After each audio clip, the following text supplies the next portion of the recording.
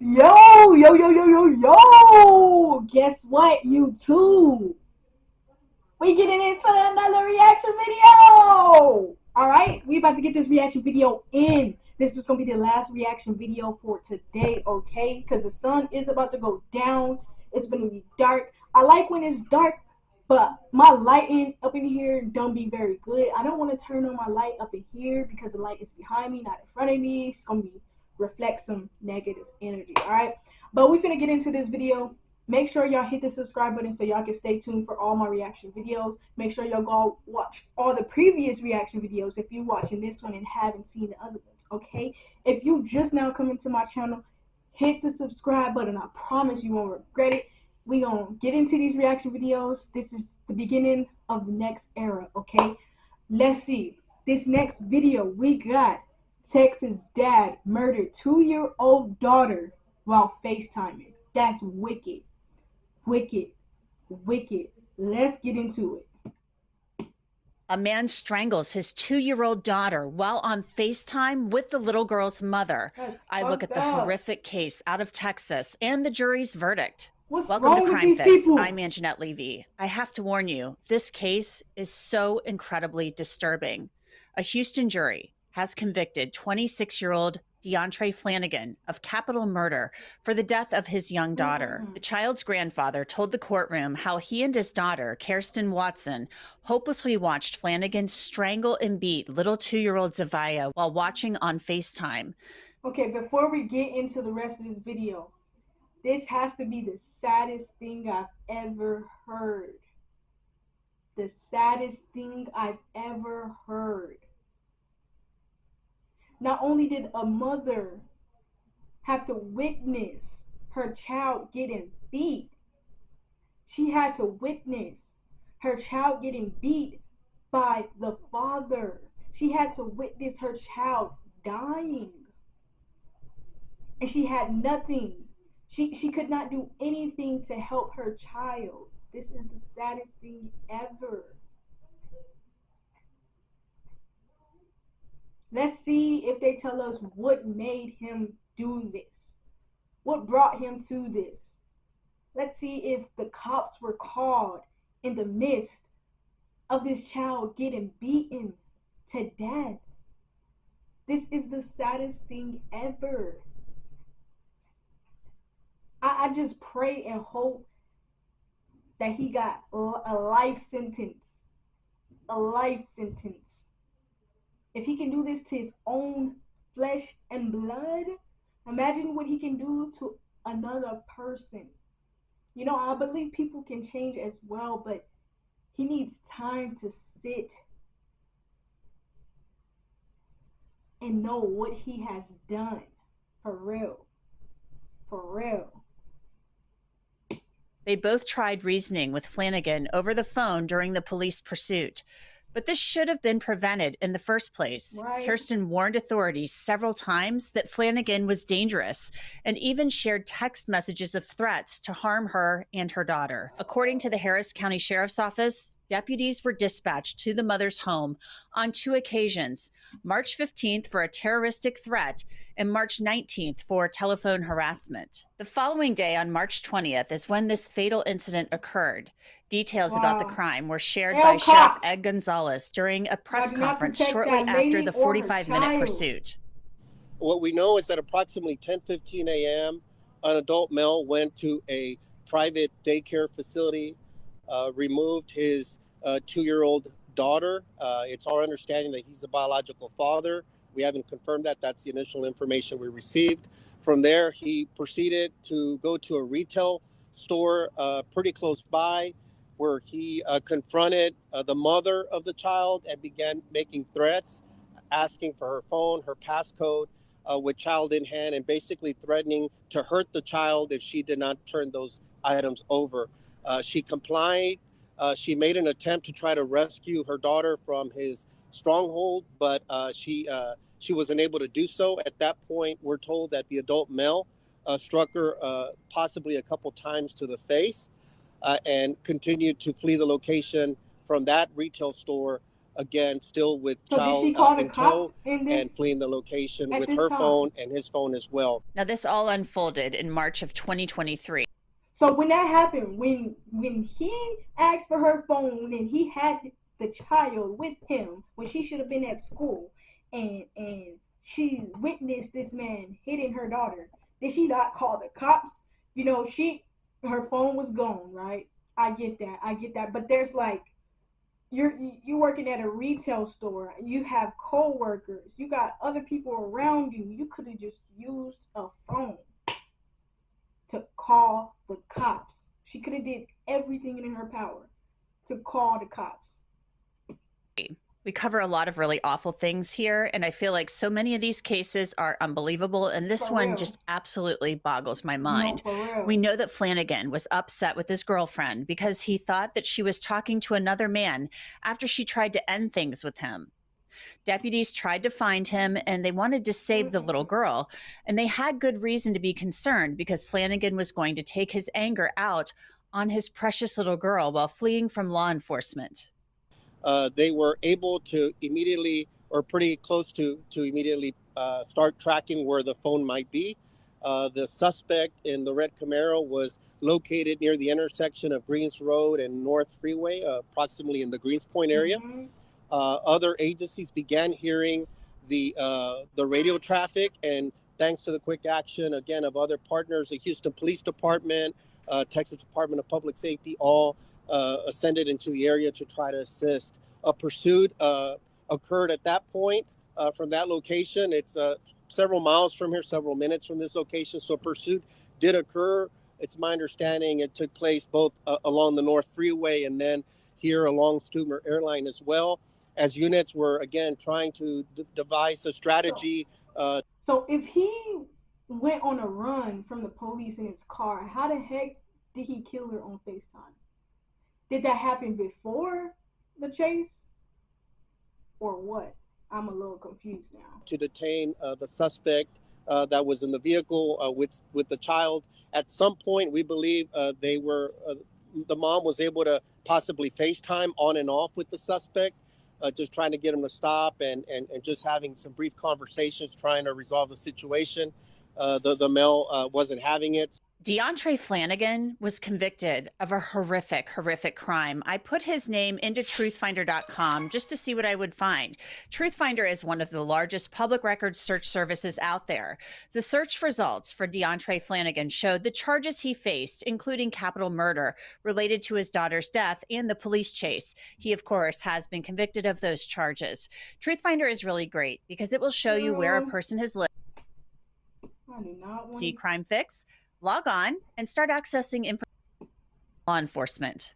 We later learned the child was still in the vehicle as well. One of our negotiators was able to establish verbal communication just briefly from near the vehicle, trying to ascertain the condition, especially of the child. And at that point, during the course of that investigation, they determined that the child was possibly in pretty bad shape. And so that's the information that was developed so quickly, working in tandem between HPD SWAT, our units that were here on site with our negotiators as well. They were able to launch a proactive operation using a distraction device with HPD. And then we were able to put an assault team as well to go and extract both the child and the adult male. Eventually, law enforcement was able to get Flanagan and Zavea out of the vehicle, and Zavea was in incredibly bad shape, as you heard the sheriff say. She died at the hospital. Yeah. Police say Zavea was tossed around the car since she was not in a car seat or buckled in.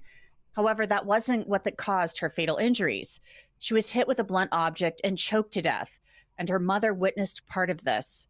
But initially, the sheriff said that Flanagan told them a different story. The initial information that we received, again, from the suspect was apparently that the child had, I'm paraphrasing here, had jumped around the car, during everything that had transpired, possibly struck her head and had bounced around. So I'm assuming probably didn't have a seatbelt or anything, and basically said she wasn't being responsive. Flanagan was charged with 2 counts of assault, criminal mischief, and 2 counts of evading arrest. Because he committed the offense using a deadly weapon, prosecutors were able to enhance his charges to capital murder. According to court documents, another aggravating factor that led to the enhancement was the fact that the defendant posed a serious risk to public safety by leading police on a 30-mile pursuit. Police say Flanagan admitted to only being worried about himself and not thinking about his daughter. Zavea passed away about 5 months prior to her 3rd birthday, but her family still celebrated her on that special day. We love you, Zavea! Zavea's mother testified at the trial that she begged DeAndre Flanagan not to hurt their daughter, telling him that the little girl loved him. She had told a local TV station that Zavea's face was covered in blood.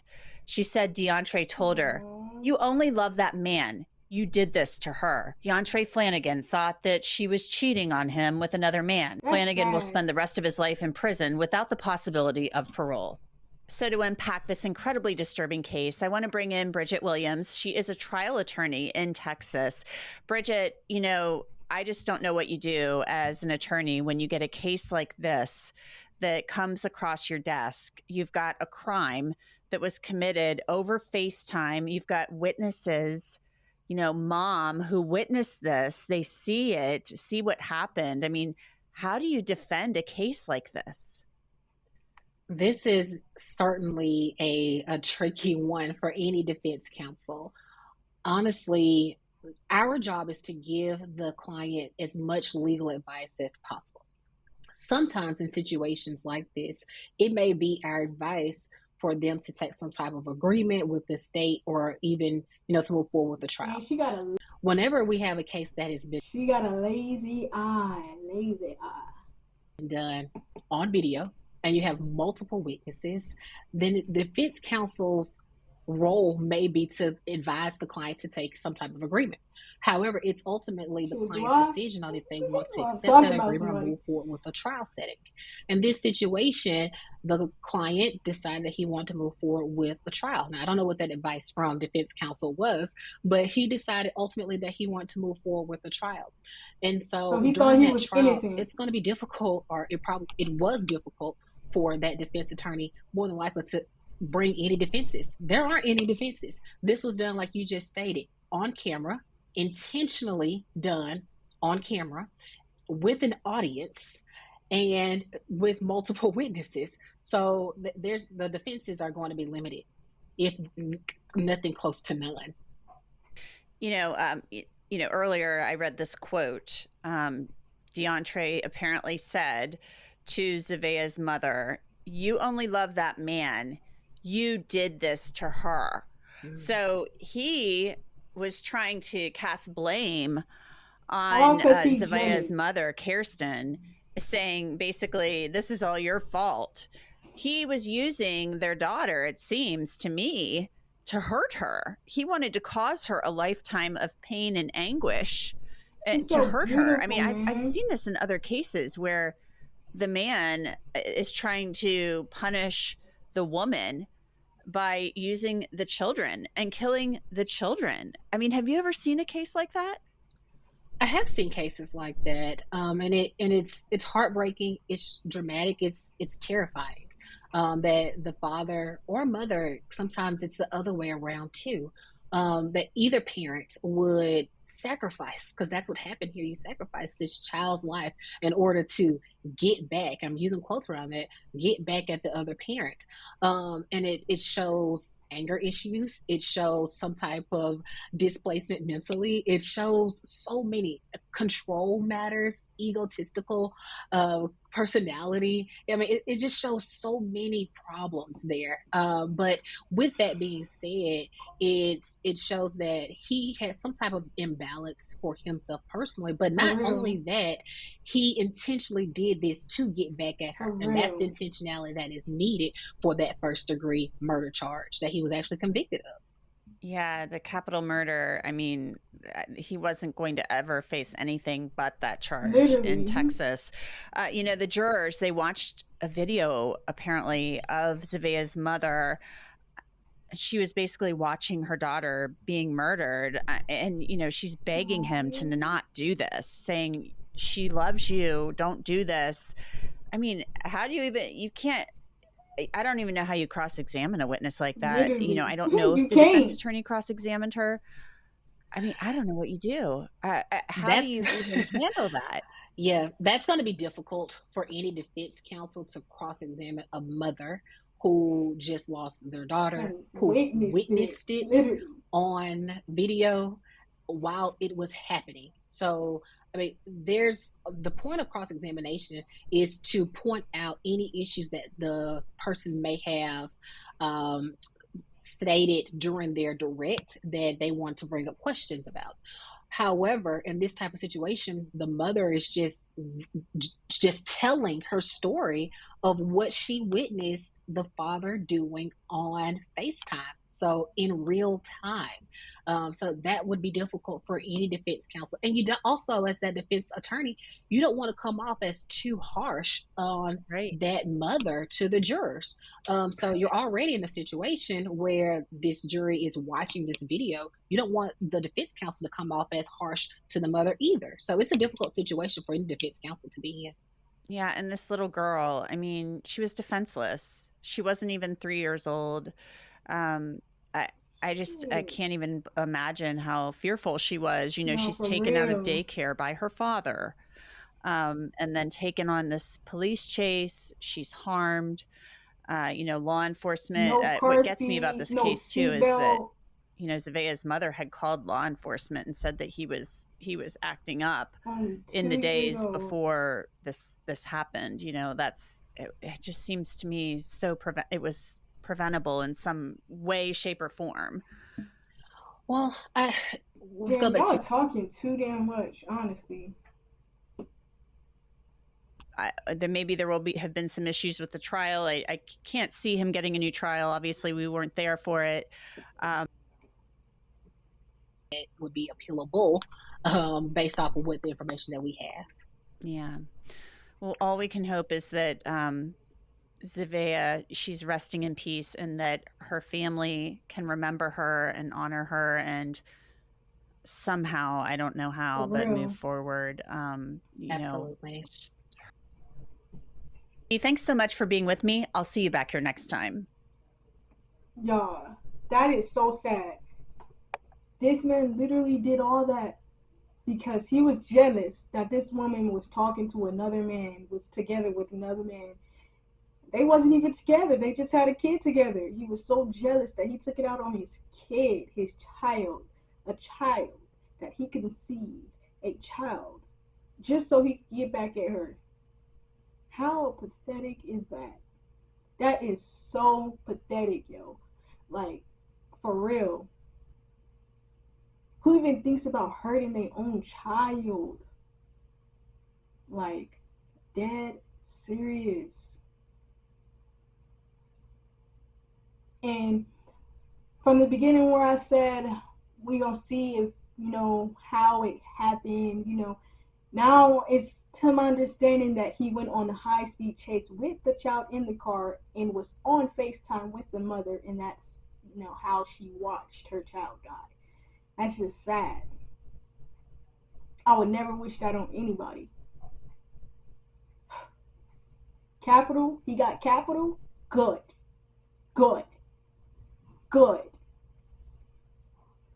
Like, what?